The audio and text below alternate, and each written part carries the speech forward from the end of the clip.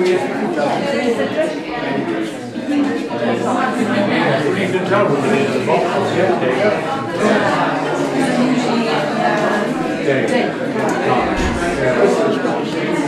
yeah, I mean my dad.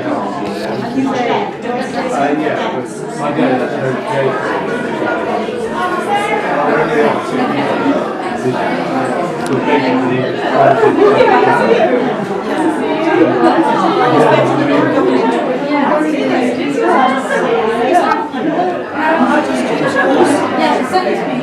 And then I'll send you my number.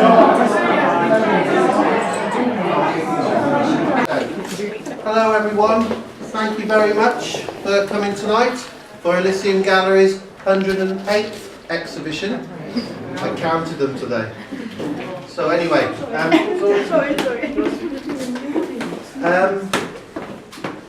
what a show, what an absolutely fantastic show, absolutely amazing.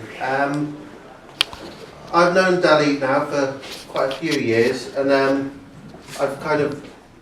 obviously quite intimate with her work. I've known it for a long time, and it's just absolutely amazing to see these paintings in here. And I don't think the galleries looked this great for a long time. It absolutely looks amazing. There's not really much more I can say. I'm just completely bowled over by them, as I'm sure a lot of you are. So I'm not going to say much else. I'm going to hand you over to Rob, who's going to probably be talking for the next hour.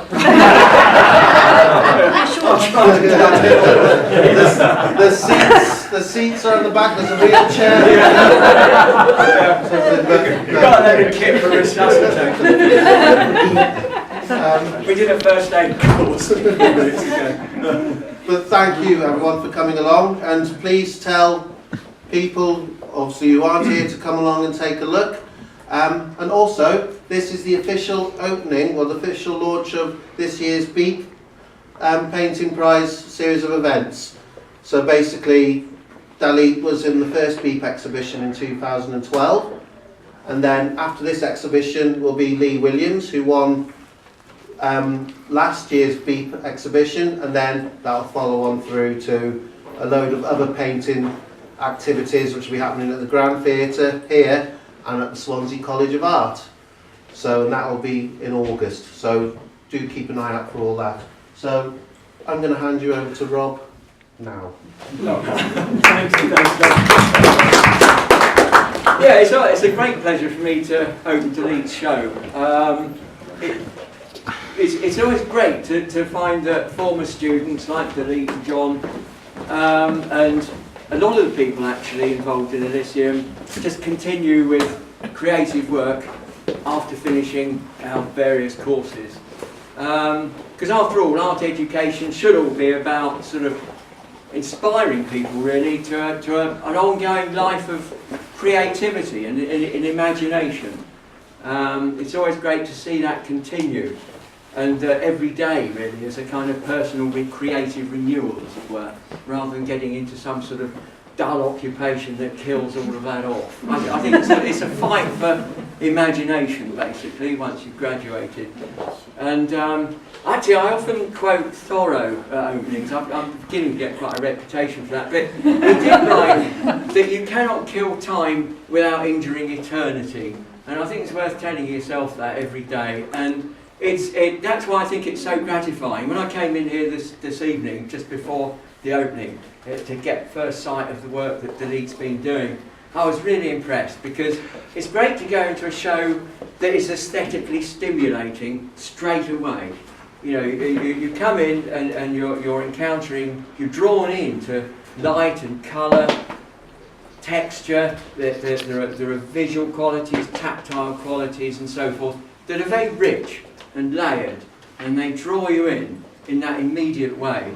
And then that immediacy sort of carries you on. You don't just get the hit and then stop there.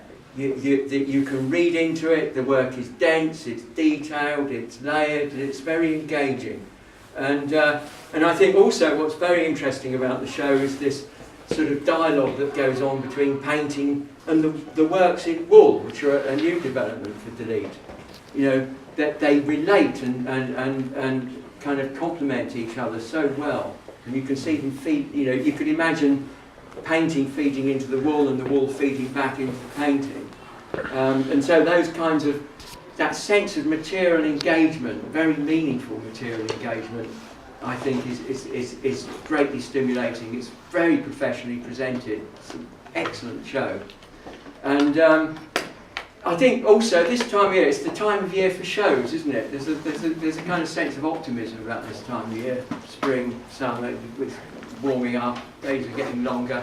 And I think that's why it's so encouraging to see creativity and imagination going on.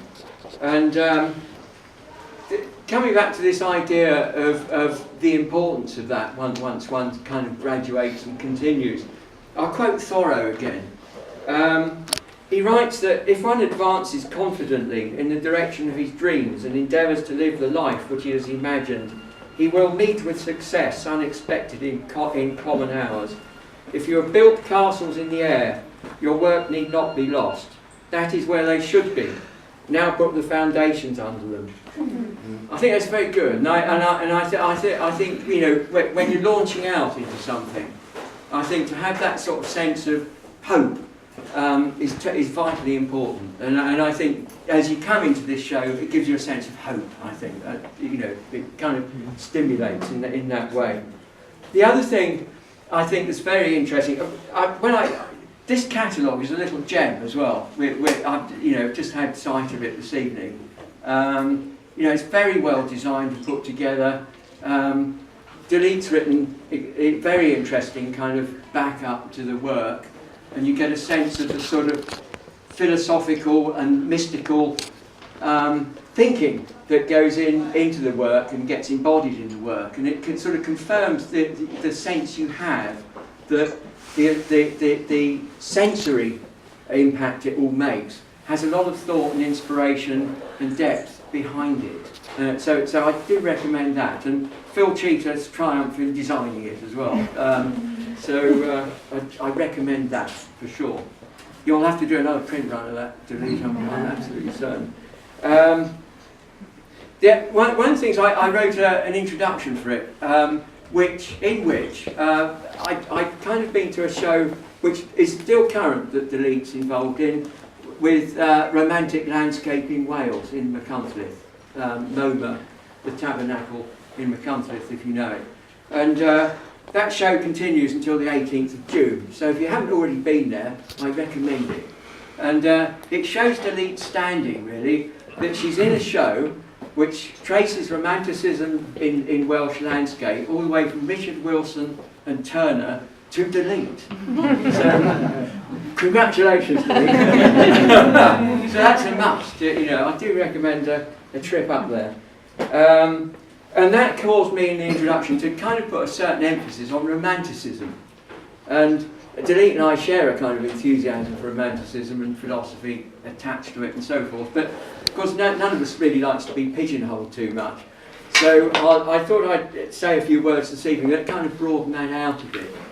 And as one or two long philosophical words, which I might hit you with, so be warned. Hope you've had a drink.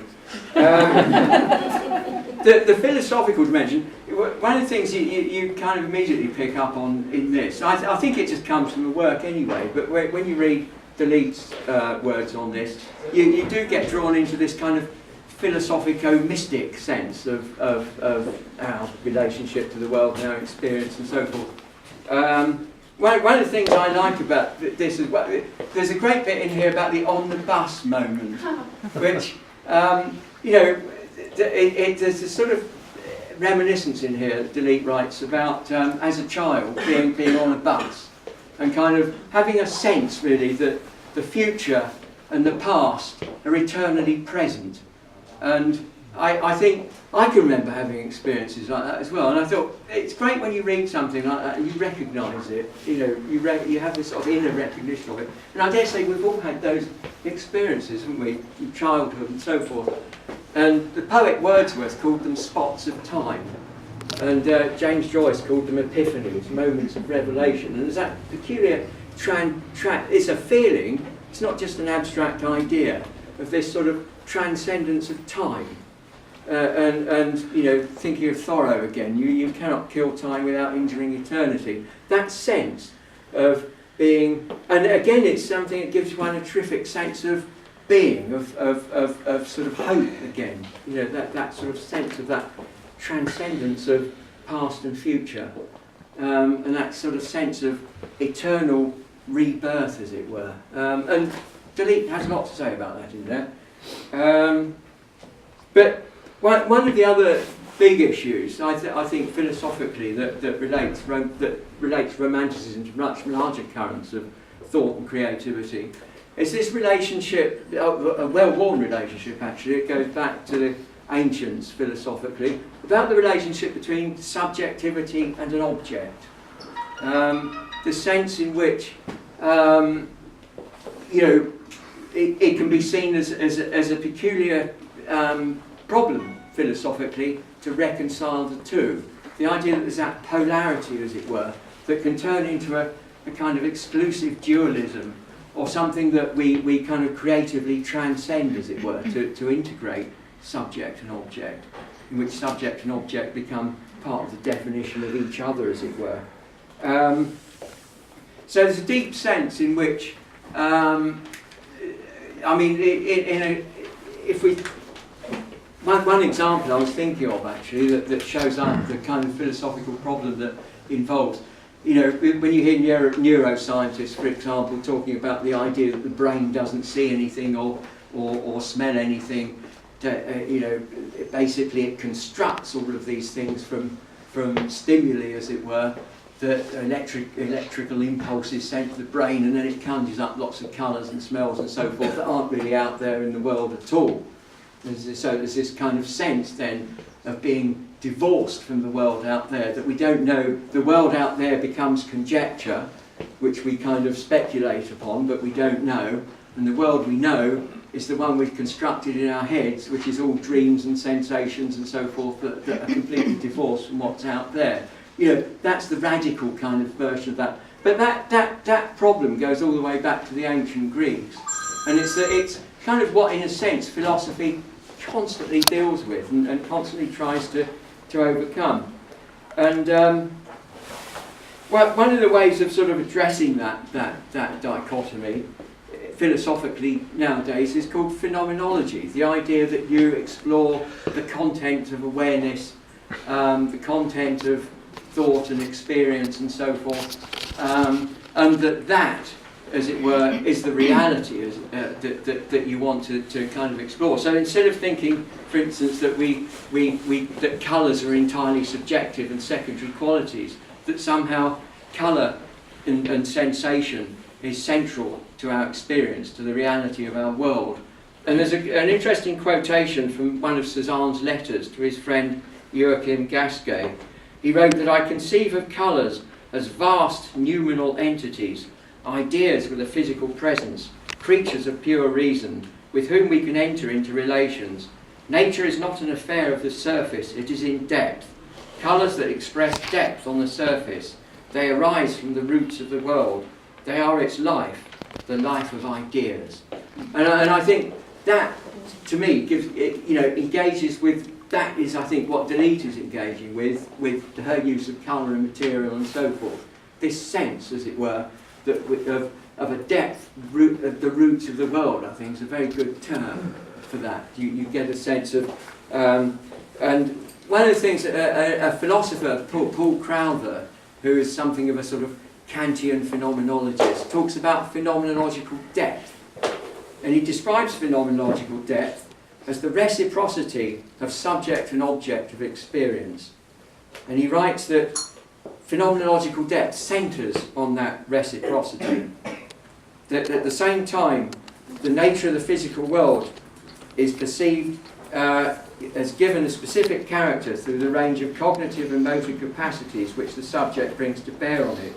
The ontological structure of the subject and its objects of experience is thus reciprocally correlated in key respects. At the experiential level, each is in effect part of the full definition of the other.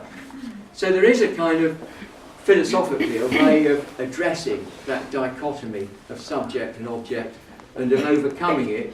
And that's particularly relevant, I think, to an aesthetic practice, to an art practice, to a material practice. And I think Dalit is a very good exemplification of that. So, phenomenological depth is a term that's worth pondering as you go around the show. In fact, what I suggest is that you think of a rating of 1 to 10 for phenomenological depth, and then hand it into John at the end. I think the score will, I'm very confident actually, the score will be very high. And I think it's a very interesting notion because it almost defines what art should be, and I think this is what art should be. If it lacks phenomenological depth, is it art? And I think whatever, I think an art practice should have that. I'd nail my colours to the mast there and say that whatever other dimensions of social activity and so forth that art and political activity art might be involved in, it requires phenomenological depth to be, by definition, art. And I think it's a much better way of defining art than a rival theory, which is the institutional theory of art, that art is anything that the art institution says is art. I think that's, it's in a way, that's the most prevalent current definition of what art is. George Dickey and Arthur Danto to a certain extent, but Dickey particularly.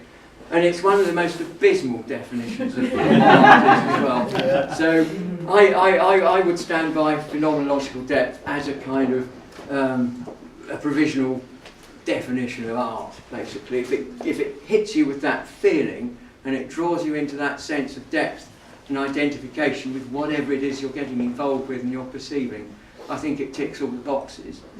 So I think we ought to make that an assessment criteria. It hasn't got in there yet, but who knows. So there's another thing I thought I'd draw attention to. Dalit is giving a talk here on the 4th of June, aren't you? Yeah, 2 p.m. So I definitely recommend that, as I recommend that.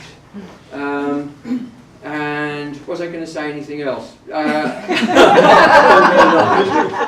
have been known to go on for hours, but I think dictators have a reputation. People like Hitler and Stalin used to talk for hours as well. So I'll definitely ought to stop, really. Otherwise, it could be dangerous for me. Anyway, I do hope you all enjoy the show. Well, I'm sure you will. Because, I think it's one of the most impressive shows ever put on here. Well done for listening.